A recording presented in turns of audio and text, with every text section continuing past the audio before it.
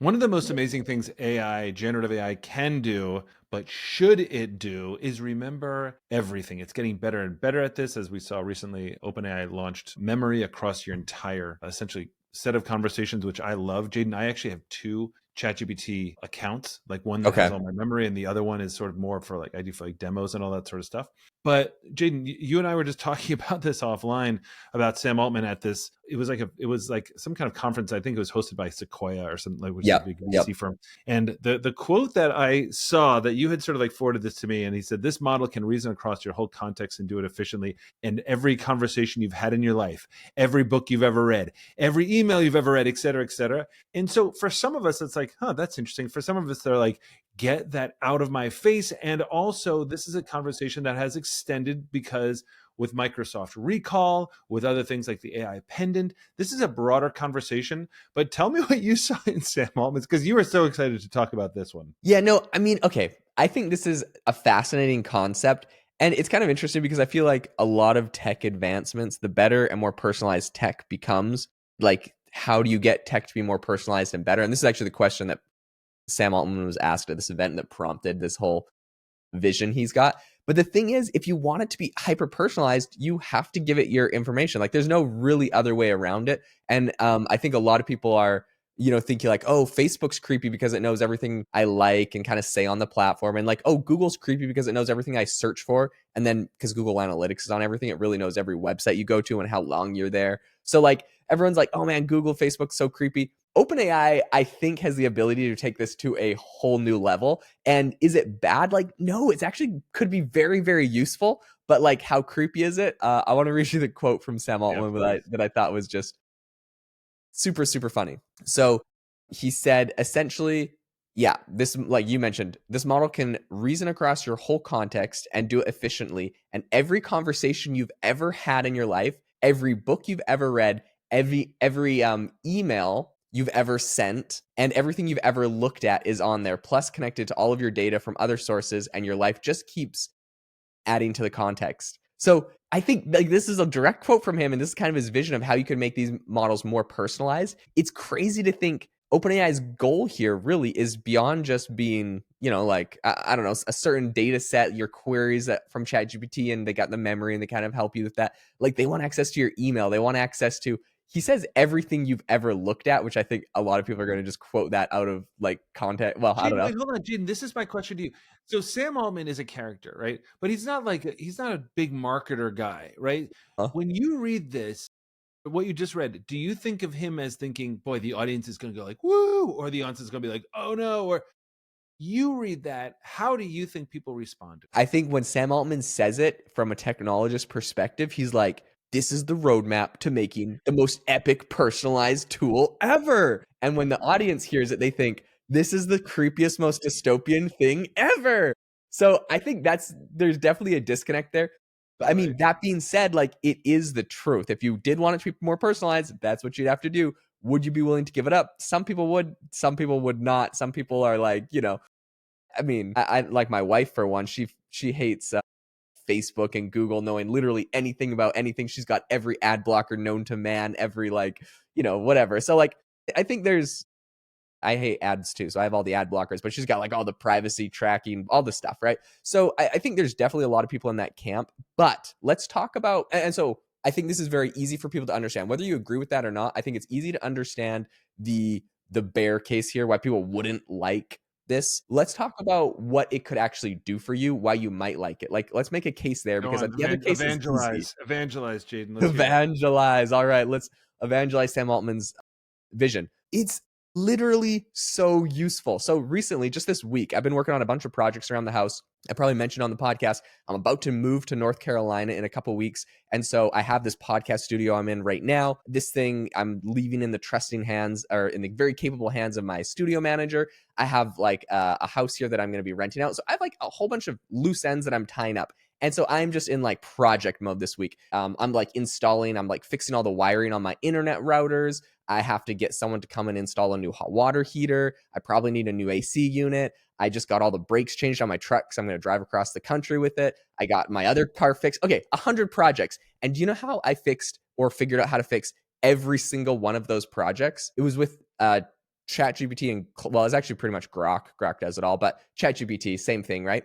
I'm like outside my house. There's like these cables all over the place. I'm like, take a picture that I've been meaning to clean up for like a year, right? So don't judge me too much. I take a picture. I'm like, what the heck are all these cables in this like cable box thing on the side of my house? Like, are these necessary? Send it to Grok. Grok's like, based off of our previous conversations, I know you have Google Fiber. Because of this, you actually don't need any of those. Those are for the old cable thing. You probably had Cox or something in the past. Feel free to just like cut those off and you don't actually need them. Blah, blah, blah. Here's how to do it. Here's all the stuff. Like it knows every conversation I've had in the last week about everything I've been doing. And it just brings it up. It is so insanely useful. I was asking it a question about brake pads and it was like, well, because you have a Toyota Tundra, you're probably going to want to blah, blah, blah, blah, blah. Yeah. Like this is so useful. So for me, like literally this week, every single day, I just like take a picture of all the projects I'm doing and it knows everything I'm working on. It knows all of my things, everything about me, and it just gives me really personalized information. So useful. So for me, that's the bull case. And of course, I love this stuff. So my privacy, I'm already convinced, has been stolen by Google and Facebook and sold long ago. So I'm like, what's the difference if OpenAI steals it as well? No, but okay. So, and usually, I try to go the other way on this, and I would be like, but okay. So I'm actually with Jaeden on this, but I want people out there to hear what we're saying here. We're not saying that it's not totally freaky as well. Totally. But in the same way, like when you have like if you told people 20 years ago, it's like, hey, everybody in their pocket is going to have something that can take pictures when it looks like they're just looking at their phone, or video you when it just looks like they're like that would freak people out. In theory, in practice, I'm with Jaeden. This is so unbelievably practical. So it's, first of all, it's not about whether we should think this is like a go or a no go, right? This is where we're going there, and I think everybody's going to get used to it. So there's that. Then you start thinking about actual devices that were like recording, like pendant and things like that. I think that was kind of like freaking people out. That's the thing that you wore around your neck that would just like literally record everything. Also, Microsoft Recall, as you remember, right, or recall, that's now launched, right? I think that launched last month in April, and that's now available on Copilot PCs. Essentially, you opt. It's very much an opt-in. I've done demos with Microsoft before. I think it's like super useful, all that sort of stuff. But I also get, Jaeden, the clear thing that you said, which is a huge red. Not, I don't mean red flag. Just will freak people out. Is everything you ever read, everything you've ever seen, right? Because oh my gosh, Jaeden, I got to tell you, just like a couple hours ago, I was with my team, right? I was just forgetting this until now. So we have a small team at AI Mindset, but robust. But anyway, a couple of the people on the team are Robert, who I've mentioned a ton of times before. He's our AI strategist and creative guy and all that kind of stuff. Brilliant with generative AI, and Andrea as well. And we were all talking. The first thing I said, so I came on a couple of minutes late, right, to this call. And I assumed that Robert's, recording and all that kind of stuff, but because it's a team meeting and we have to record it. But the first thing I said without thinking, Jaeden, is like, hey guys, okay, trust tree. I just have to tell you something that's hyper embarrassing, blah, blah, blah. And I told them, and then like probably like 2 hours later, Andrea like texts me. She's like, "Oh my gosh, LOL." And Zoom has, of course, grabbed that thing. It's like, well, Connor started off the conversation by sharing that, and I was like, "Oh my!" It was mortifying to see it in print. Mortifying.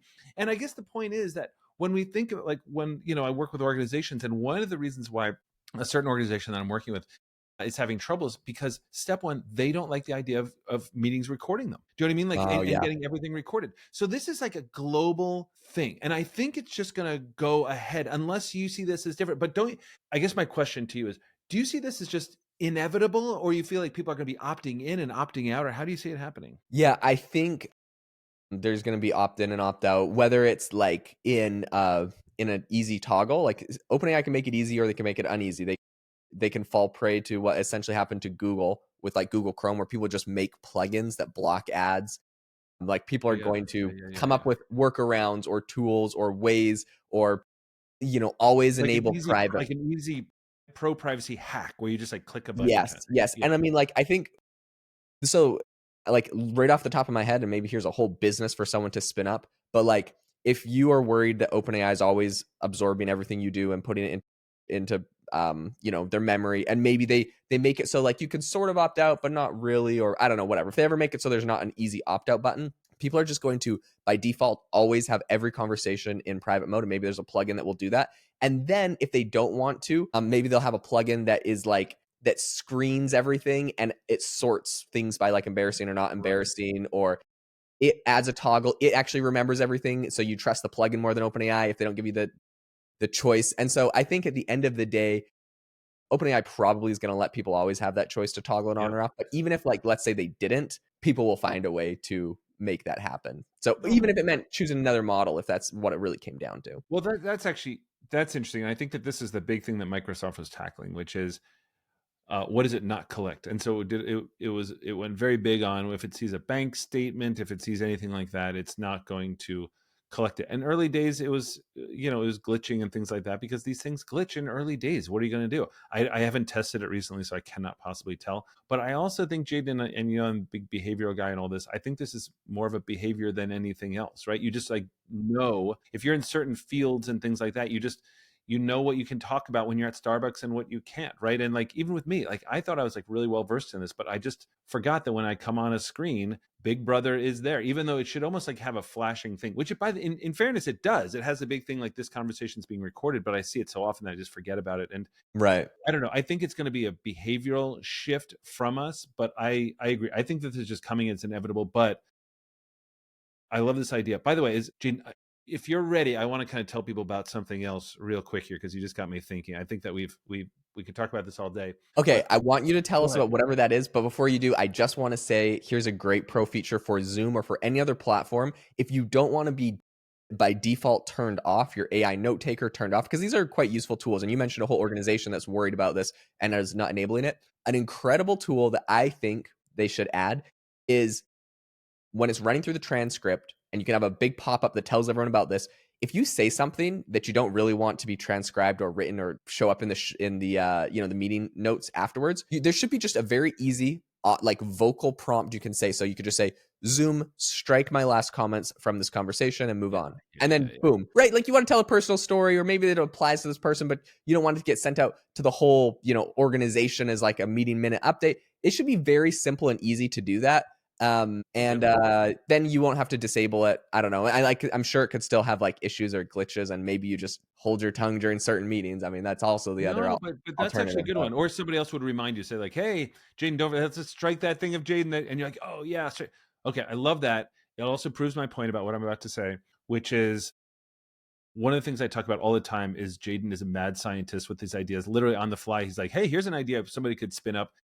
If you want that all the time, which I get and you guys don't, but he's now decided to give it away, and it's his school community, SKOOL, and this is off his other podcast, but this is off AI Hustle. And the idea here, guys, is unbelievable. So it's like I think it's $19 a month if it's still, unless it's gone. Has it gone up from $19 a month, Jaden? still $19 a Okay, month okay, for okay. now. So, but here's the thing: like, it has hundreds of members on there and all that kind of stuff. But my favorite thing about it is that Jaden is just constantly telling you these crazy, weird hustles that he does that I love. It's my favorite thing about Jaden. So anyway, check that out. SKOOL, his AI hustle one. Just Google that, you'll find it. Promise that it's worth it for that price. Listen, everybody, thank you for joining us, and we will see you next time.